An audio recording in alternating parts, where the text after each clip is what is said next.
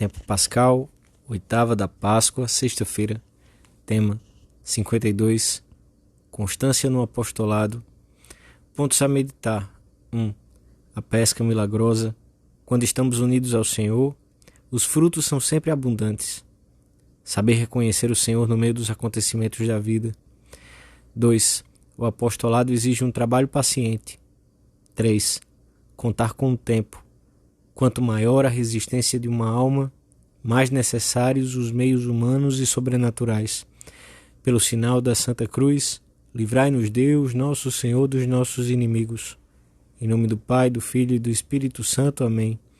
Meu Senhor e meu Deus, creio firmemente que estás aqui, que me vês, que me ouves. Adoro-te com profunda reverência.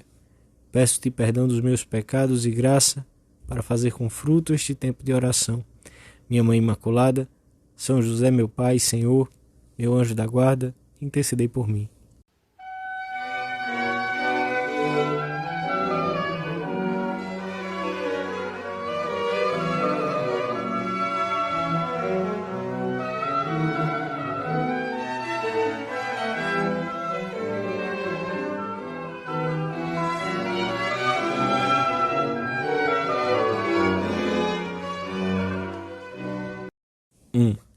Jesus Cristo é a pedra angular.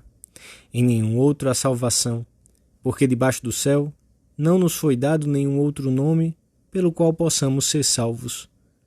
Os apóstolos partiram de Jerusalém e foram a Galiléia, como o Senhor lhes havia indicado. Estão junto do lago, no mesmo lugar ou perto daquele em que um dia Jesus os encontrara e os convidara a segui-lo. Agora voltaram à sua antiga profissão, aquela que tinham quando o Senhor os chamara. Jesus acha-os novamente entregues às suas lides.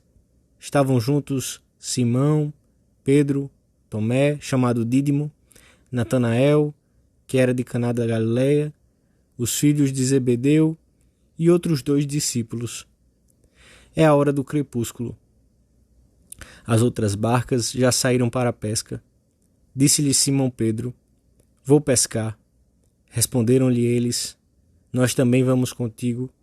Partiram e entraram na barca.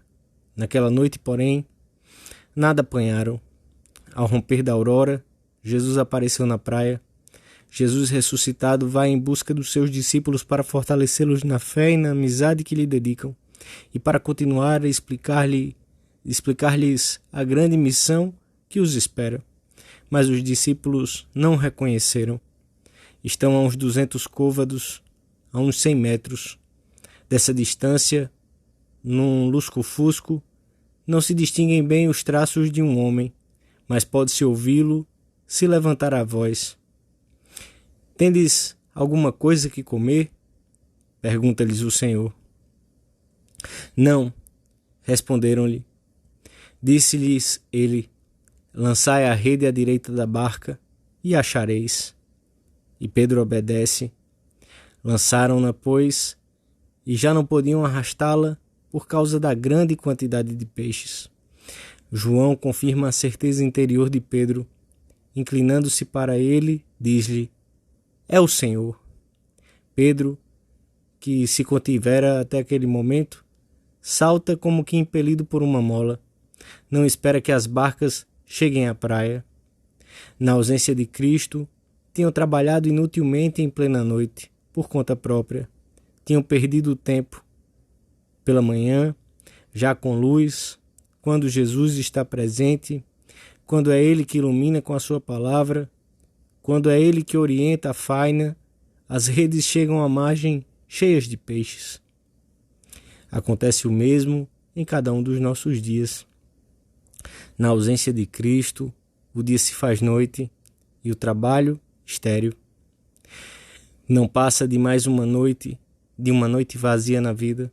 Para obtermos frutos, não bastam os nossos esforços. Necessitamos de Deus. Ao lado de Cristo, quando o temos presente, os nossos dias enriquecem-se. A dor e a doença convertem-se num tesouro que perdura além da morte. E a convivência com os que nos rodeiam torna-se um mundo de possibilidades de fazer o bem. O drama de um cristão começa quando deixa de ver Cristo na sua vida, quando a tibieza, o pecado ou a soberba nublam o seu horizonte, quando faz as coisas como se Jesus não estivesse ao seu lado, como se ele não tivesse ressuscitado. Devemos pedir muito à Virgem que nos ajude a reconhecer o seu Filho no meio dos acontecimentos da vida. Que possamos dizer muitas vezes: é o Senhor.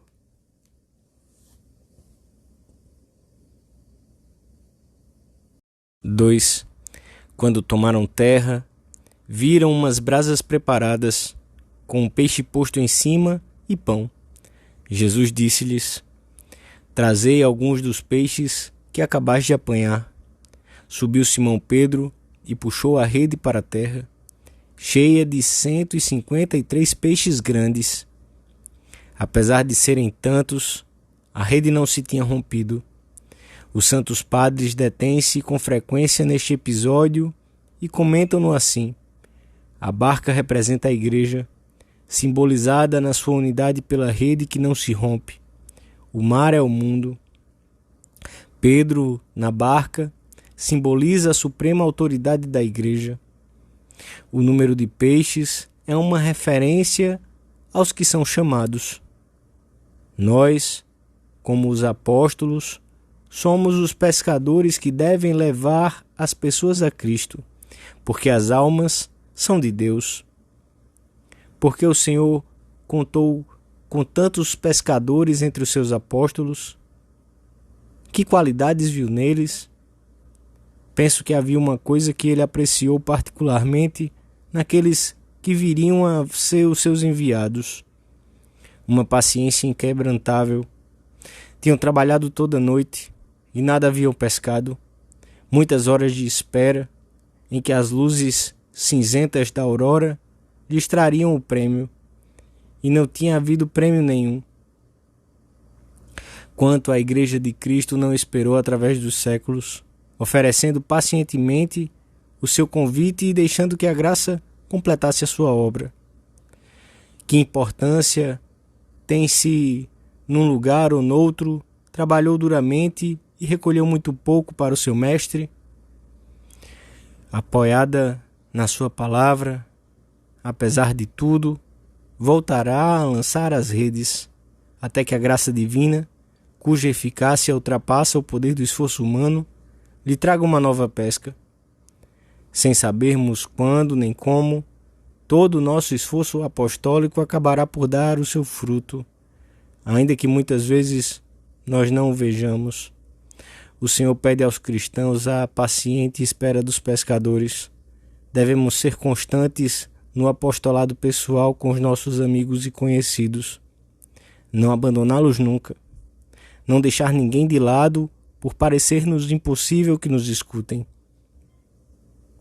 A paciência é parte principal da virtude e da fortaleza e leva-nos a saber esperar quando a situação o requer, a empregar mais meios humanos e sobrenaturais, a recomeçar muitas vezes, a contar com os nossos defeitos e com os das pessoas que queremos levar para Deus. A fé é um requisito imprescindível no apostolado, que muitas vezes se manifesta na constância em falar de Deus, ainda que os frutos demorem a vir.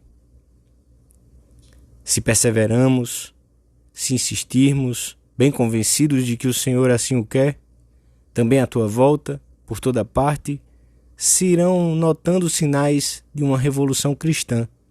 Uns haverão de entregar-se, outros tomarão a sério a sua vida interior, e outros, os mais fracos, ficarão pelo menos alertados.